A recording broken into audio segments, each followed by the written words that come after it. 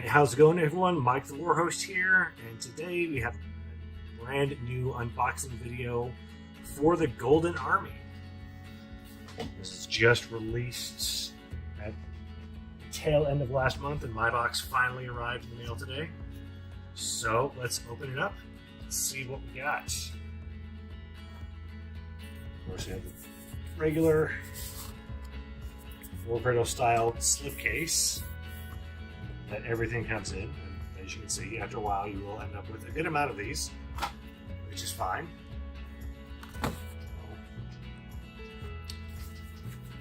Open up the box, and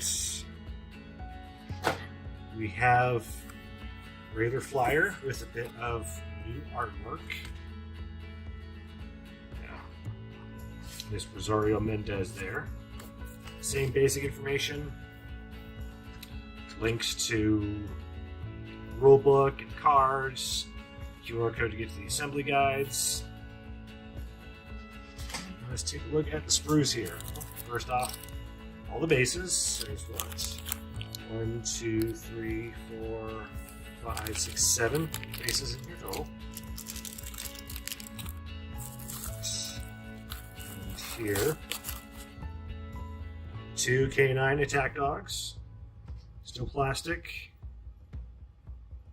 These kits are very nice. They go together super easy and super quick. Very nice. And this first package of sprues here.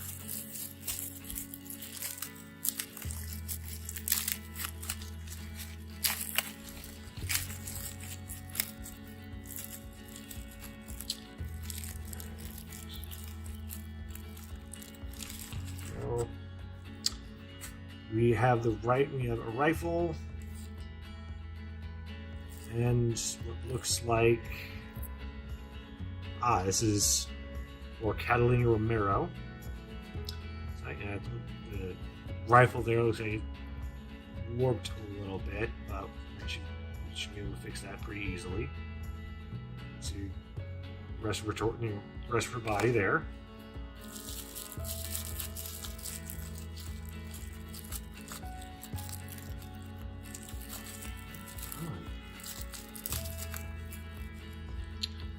Alright, there we go. We have the body for Rosario Mendez here, along with a bit of her dress. Looks like there's a tiny little bit of flashing, but nothing too serious. We've got a little bit there. Not too bad.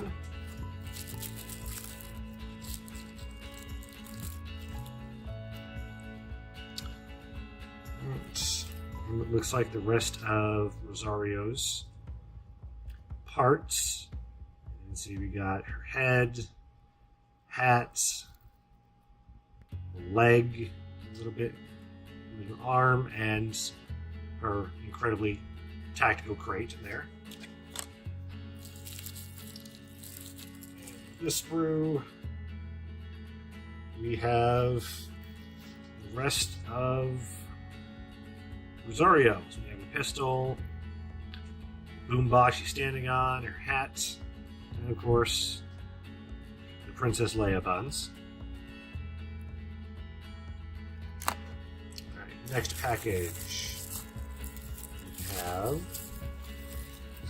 who's in here.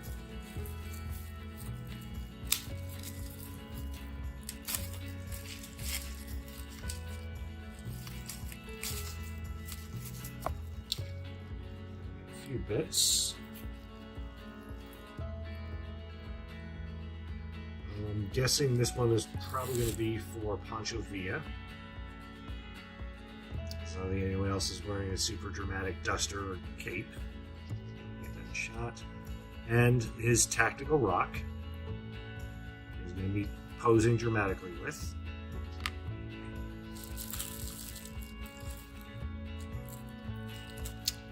Alright, a few more torsos. There we go. little bit of flashing there. You can see not nearly as bad as models from other companies, but still, it will take a bit of extra cleanup.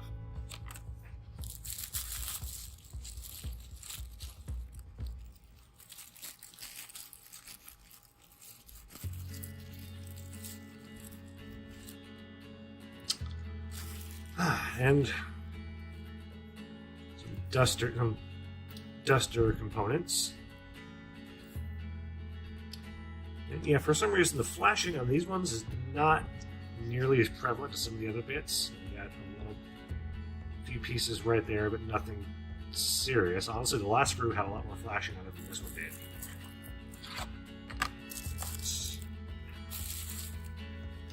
And last package.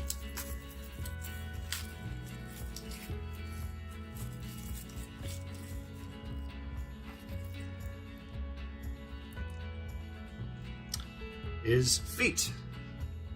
We have some feet here. Again, a little bit more flashing. Nothing major. I will say I haven't noticed a great deal of mold lines thus far. Although unfortunately for me, I generally tend not to notice mold lines until after it's been built and primed and base coated. That's usually when they appear. But yeah, right now, initial impressions, very few highly visible mold lines. This one's going to be... I wonder why these ones particularly put me into... Oh, I see. This last few screws here are actually put separately into little plastic bags, and soon you'll see why. We have some arms and heads. You can see there's one bit missing off that side there. Ah, there he is. That's why this one at least is put in the bag, because that tends to. I've noticed with the resin that Warpro uses, it can be a bit brittle on the sprue.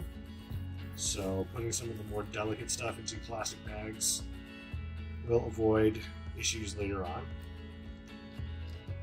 Lastly, I'm not even bothered taking this one out of the bag. You should be able to see it pretty well.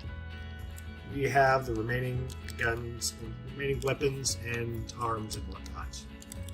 And yeah, again, you can see 2 out of the 4 on this one broke off just in transit. So having these little baggies here does help a great deal, making sure nothing gets lost. And there we go. Those are.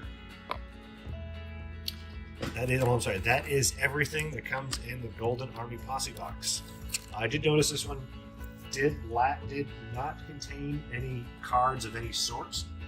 The last few unboxings I've done, there have been unit cards, even though they were out of date. There've also been some rules cards as well. Apparently that's not going to be a thing anymore. Which does make sense, since there is a rules and card update set for sometime in the near future. Maybe this probably, my guess would be towards the end of the year. Most likely after Dystopian Wars comes out and before Lost World Exodus gets released. I'm guessing whether or not, the 1.09 update will sort of bring the current rule set up to where Lost World Exodus is going to be. But again, that's just a guess. We'll see what happens. So I'm going to get all of these built up and based, and then we can talk about assembly.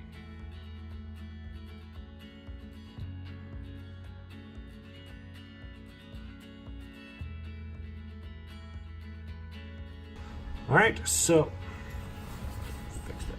There we go. Okay, now it's centered. Okay, and here we are with the Golden Army Posse fully assembled. Like pretty much all War Cradle models, this went together super easy.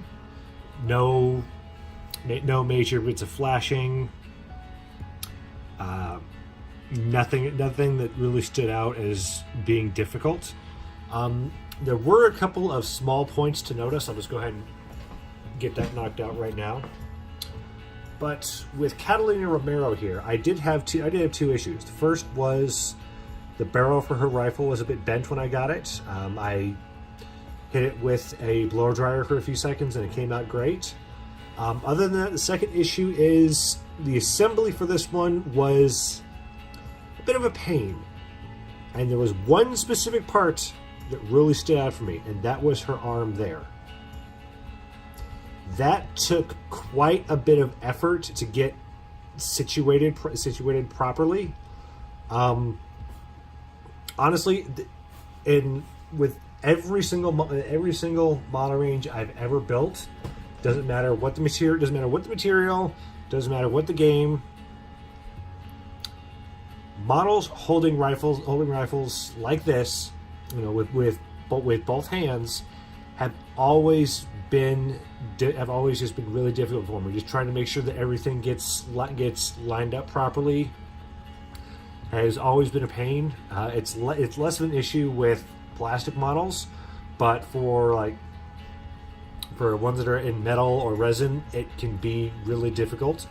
This one wasn't as bad as some of the ones I've dealt with in the past, but trying to get that arm there where it needed to be was rather obnoxious. I think primarily because just the way the rest of the model is designed and built, trying to get that one little arm in the one specific spot around her knee, and the rifle itself, very, very tricky. Other than that, everything else went together fine. The attack dogs, they're attack dogs. The kits went together really well. I have quite a few of these now. I think I'm up. Well, I say quite a few. I think right now I'm up to 10 across three different main factions. So they're pretty bog standard. They're easy to work with, easy to put together. You get them knocked out really quick. So here, again, I think this one had a bit more flashing than some of the other ones, but it was almost nothing to clean up. A few issues with some mold lines on the arms. You can see a bit where I cleaned something, I got them cleaned off. One thing to note is you see that one right there on his arm. I think that's actually supposed to be a seam. It's supposed to be like a seam or some decoration. I'm gonna go look at the box art again just to verify, but I may go back and get that cleaned up just in case. Other than that, no real issues. There's a little bit of an overlap with his foot there on the edge because I didn't glue the rock there about as far forward as I should have.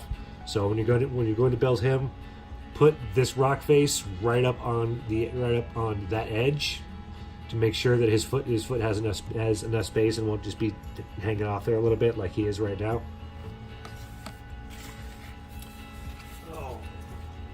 Pancho Villa, he went together, like I said, really, really easily. Some slight issues with the arm holding the handle to the Gatling gun, but not nearly as bad as Catalina's.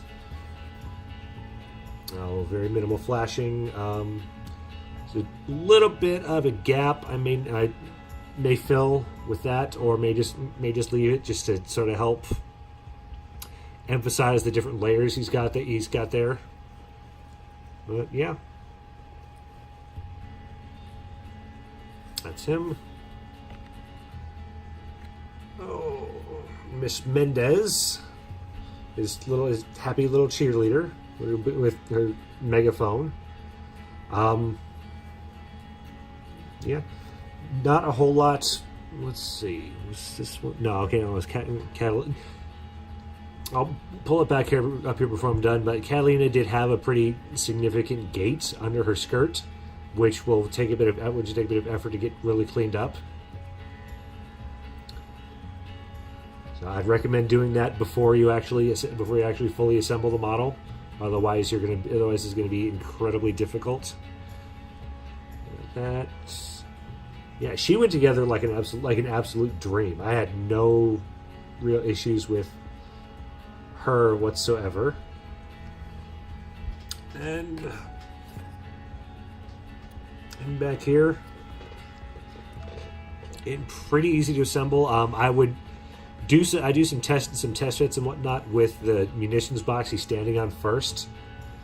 Before we actually glue him down solidly, I kind of didn't, so I have a little bit of a gap there, and I'll fill with some green stuff or whatnot. Another gap here where I didn't hold it in place well enough while the glue was drying, so some gaps I'll need to fill here, and that was pretty much on me. That was on me. That was not an issue with the casting itself. So there we go. Those are the Golden Army Posse models fully assembled, ready to go. Again, before I take off here, let's see. Yeah, you see that bit there? I'm gonna have to go back and clean that up really well, because I didn't realize it was quite that severe until after I already assembled her, and then looked and like, oh wow, that's really, really obvious. So that's gonna take some creative filing down work. So that take care of before it gets assembled. Right, there we go with the Golden Army Posse fully assembled and ready for painting. So with that all said and done, let's talk tactics.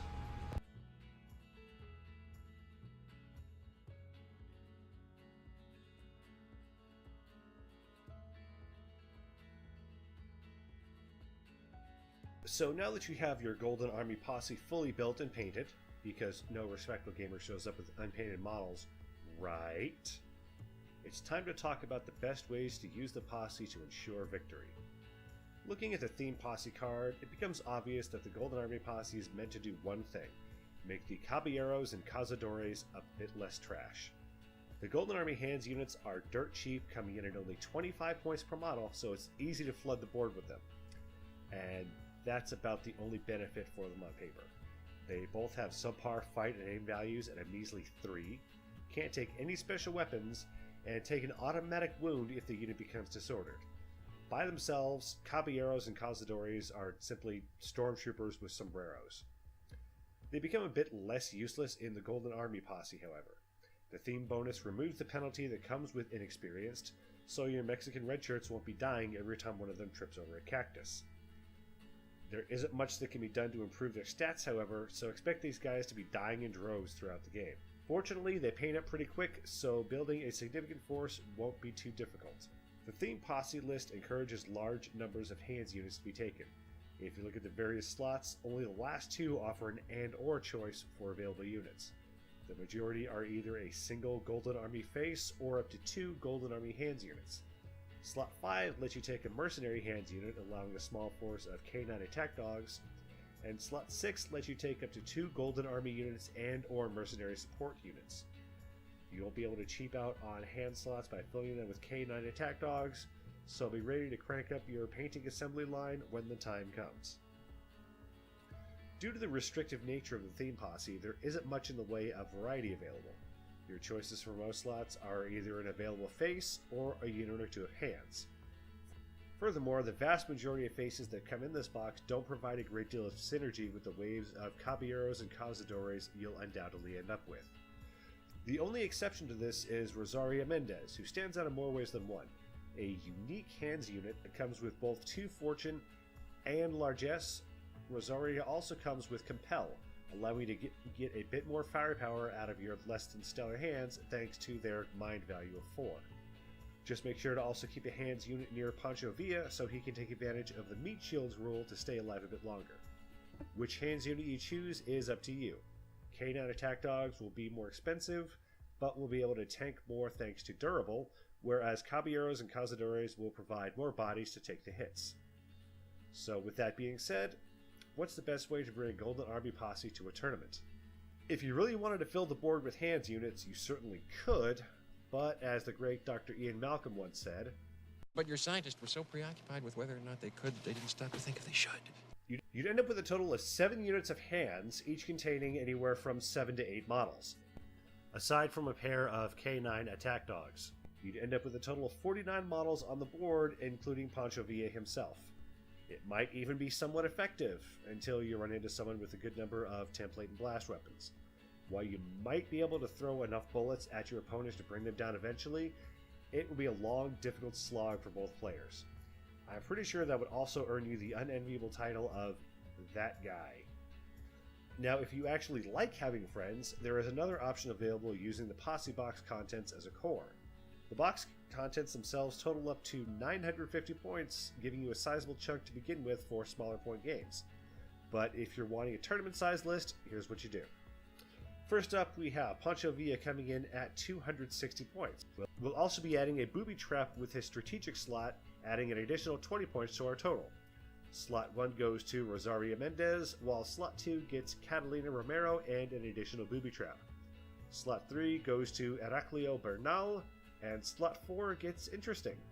Here we have Procopio along with a pair of Canine gun dogs fitted with juiced Gatling guns. It's a hefty investment points-wise, but it should pay off in-game. Slot 5 goes to our trusty Canine attack dogs, while the final slot goes to 2 units of 7 Caballeros and Cazadores respectively. Both these units come in at 175 points each, so they'll make good objective holders. This list will bring you to 1500 points on the nose, and should give you enough firepower with the faces and boss to handle your opponent while leaving the Mexican red shirts hopefully to not die horribly to insect bites and dust devils throughout the game while they sit on the objective. And there you have it, the Golden Army in a nutshell.